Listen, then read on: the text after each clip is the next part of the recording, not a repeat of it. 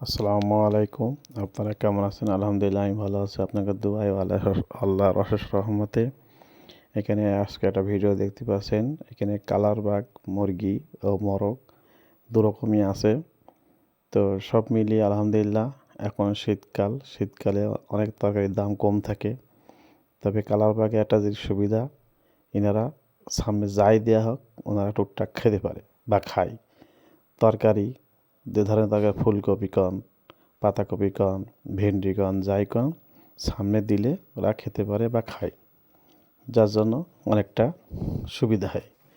তো আজ এই ভিডিও দেখতে পাচ্ছেন মুরগির সামনে ফুলকপি দেওয়া হয়েছে, ঠকি খাচ্ছে এবং দুটো খেয়েই ফেলা হয়েছে। তো মাশাআল্লাহ আল্লাহ দিলি দেখতে অনেক সুন্দর ও আকর্ষণীয় হয়েছে।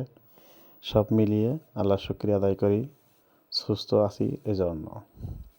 তো সব মিলিয়ে আল্লাহর শুকরিয়া আদায় করি সবার জন্য।